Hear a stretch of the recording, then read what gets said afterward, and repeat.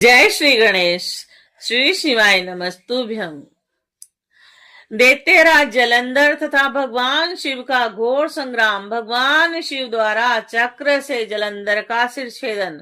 जलंधर का तेज शिव में प्रविष्ट होना। जलंधर वध से जगत में सर्वत्र शांति का विस्तार। व्यास जी बोले, ब्रह्मा जी के श्रेष्ठ पुत्र परम बुद्धिमान थे सनत कुमार जी, आपने इस परम अद्भुत कथा का श्रवण कराया। इसके बाद क्या हुआ? उस युद्ध में वह दैत्य जलंधर किस प्रकार मारा गया? सनत कुमार बोले, जब वह दैत्य पति जलंधर पार्वती को न देखकर युद्ध भूमि में लौट आया और गांधर्वी माया विलीन हो गई, तब वृक्ष ध्वज भगवान शंकर चैतन्य हुए। माया के अंतर्ध्यान हो जाने पर भगवान शंकर को ज्ञात हुआ। तदंतर संहार करने वाले शंकर लौकिक गति का आश्रय लेकर अत्यधिक क्रुद्ध हुए और इसके बाद शिवजी विश्वामित्र मन तथा क्रुद्ध होकर जलंधर से युद्ध करने के लिए चल दिए। उस दैत्य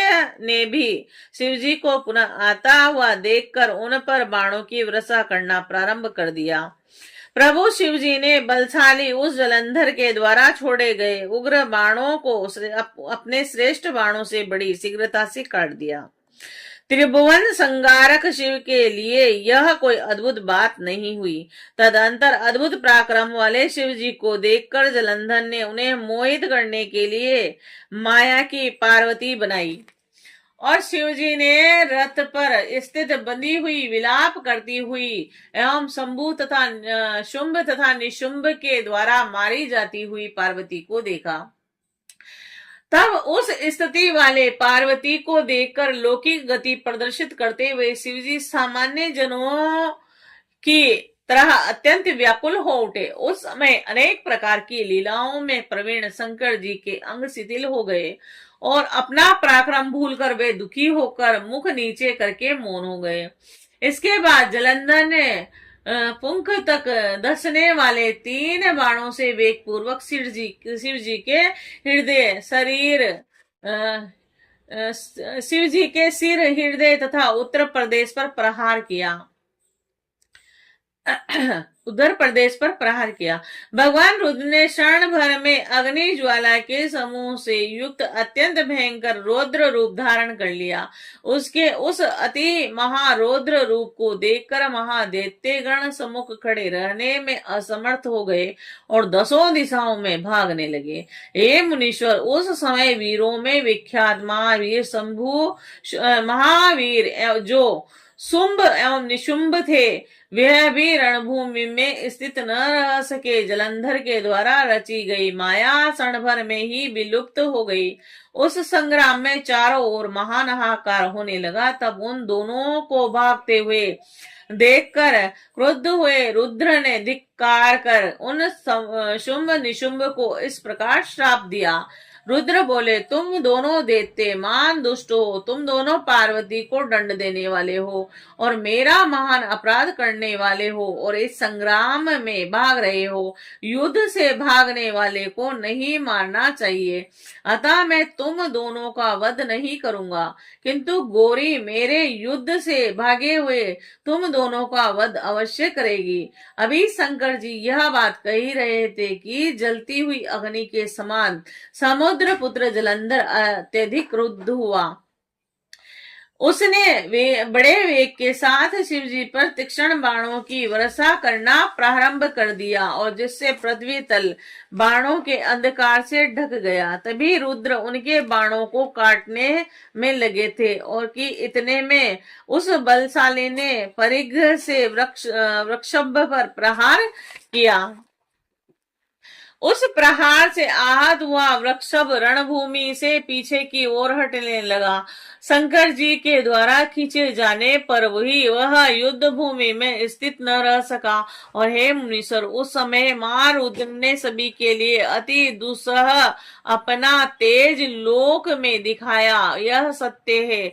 उन प्रभु रुद्र ने अत्यधिक क्रुद्ध होकर रौद्र रूप धारण कर लिया और वह सहसा प्रलय काल की अग्नि के समान समान अत्यंत भयंकर हो गए और मेरु श्रृंग के समान अचल उस दैत्य को अपने आगे स्थित देखकर तथा उसे दूसरों से अधव्य जानकर वह उस दैत्य को मारने के लिए उद्युक्त हो गए। जगत की रक्षा करने वाले उन महाप्रभु ने ब्रह्मा के वचन की रक्षा करते हुए और हृदय में दया का भाव रखते हुए उस दैत्य के वध के लिए मन में निश्चय किया।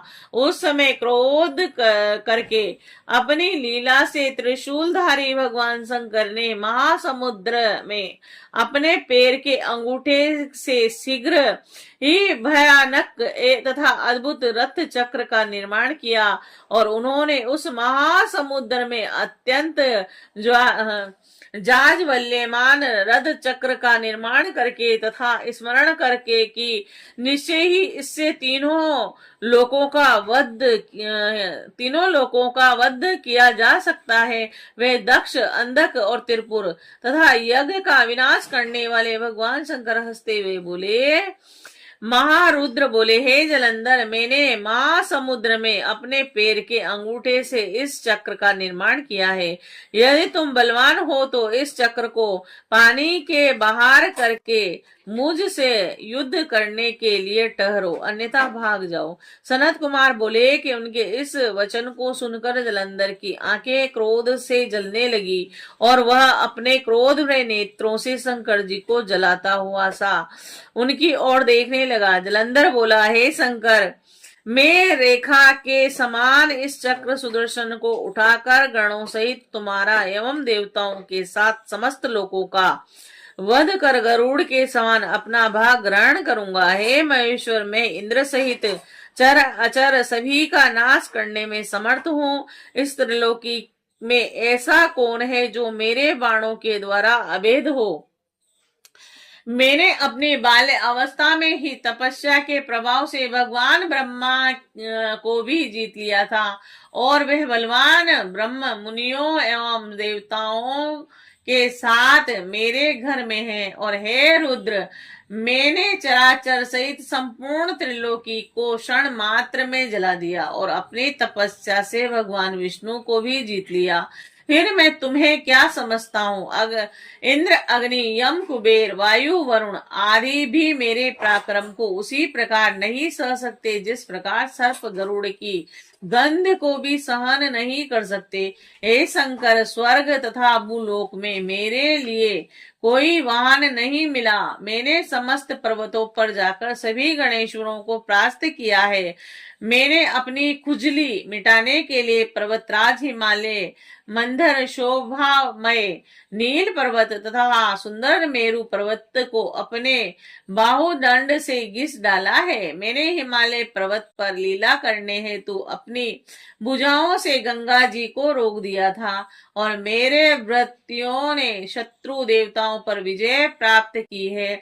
और मैंने बड़वानल का मुख अपने हाथों से पकड़कर जब बंद कर दिया, उसी क्षण संपूर्ण जगत जलमय हो गया था। और मैंने ऐरावत आदि हाथियों को समुद्र में के जल पर फेंक दिया तथा रथ सहित भगवान इंद्र को सैकड़ों योजन दूर फेंक दिया। मैंने विष्णु जी के सहित गरुड़ को भी नागपाश में बांध लिया तथा उर्वशी आदि अप्सराओं को अपने कारागार में बंद कर लिया। हे रुद्र, त्रिलोकी पर विजय प्राप्त करने वाले मुझ सिंधु पुत्र महाबलवान महान दैत्य जलंधर को तुम नहीं जानते। सनत कुमार बोले कि उस समय महादेव से ऐसा कहकर उस समुद्र पुत्र जलंधर ने युद्ध में मारे गए दानवों का स्मरण नहीं किया और न तो वह इधर उधर हिला डुला ही उस दुर्विनीति एवं मदांध दैत्य ने दोनों बाहुओं को ठोक कर अपने बाहुबल से तथा कटु वचनों से रुद्र का अपमान किया। उस दोस्त के द्वारा कहे गए अमंगल वचन को सुनकर महादेव हंसे तथा बहुत क्रोधित हुए। उन्होंने अपने पैर के अंगूठे से जिस सुदर्शन नामक चक्र का निर्माण किया था उसको अपने हाथ में ले लिया और उससे उनको मारने के लिए रुद्र उद्यत हो गए। भगवान शिव ने प्रलय काल की अग्नि के सदृश एवं करोड़ों सूर्यों के समान दे दीप्यमान उस सुदर्शन चक्र को उस पर फेंका। आकाश तथा भूमि को प्रज्वलित करते हुए उस चक्र के ने वेग से जलंधर के पास आकर बड़े बड़े नेत्र वाले उसके सिर को वेग पूर्वक काट दिया और उस सिंधु पुत्र दैत्य का शरीर एवं सिर भूतल को नादित करता हुआ रथ से पृथ्वी पर गिर पड़ा और चारों ओर महान हाहाकार होने लगा। काले पहाड़ के समान उसका शरीर दो टुकड़े होकर उसी प्रकार गिर पड़ा जैसे वज्र के प्रहार से अति विशाल पर्वत दो टुकड़े होकर समुद्र में गिर पड़ता है। हे मुनीश्वर, उसके भयंकर रक्त से सारा जगत व्याप्त हो गया और उससे पृथ्वी लाल हो जाने से विकृत हो गई। शिव जी की आज्ञा से उसका संपूर्ण रक्त एवं मांस महारौरव नरक में जाकर रक्त का कुंड बन गया और उसके शरीर से निकला हुआ तेज शंकर में उसी प्रकार समा गया और जिस प्रकार वृंदा के शरीर से उत्पन्न तेज गोरी में प्रविष्ट हो गया था। जलंधर को मरा हुआ देखकर उस समय देव, गंधर्व और नागगण अत्यंत प्रसन्न हो उठे। शंकर जी को साधुवाद देने लगे। सभी देव, सिद्ध एवं मुनीश्वर भी प्रसन्न हो गए और पुष्प वृष्टि करते हुए उच्च स्वर में उनका यशोगान करने लगे। देवांगनाएं प्रेम से विह्वल होकर अति प्रेम आदर पूर्वक नृत्य करने लगी और मनोहर राग युक्त शब्दों से किन्नरों के साथ सुंदर पदों को गाने लगी। हे मुने, उस समय वृंदापति जलंधर के मर जाने पर सभी और पवित्र तथा सुखद स्पर्श वाली दिशाएं प्रसन्न हो गई और शीतल मंद सुगंध तीनों प्रकार की वायु चलने लगी। चंद्रमा शीतलता से युक्त हो गया और सूर्य परम तेज से तपने लगा। शांत अग्नि जलने लगी और आकाश निर्मल हो गया। इस प्रकार है मुने, अनंत मूर्ति सदा शिव के द्वारा उस समुद्र पुत्र जलंधर के मारे जाने पर संपूर्ण त्रिलोक के अत्यधिक शांतिमय हो गया।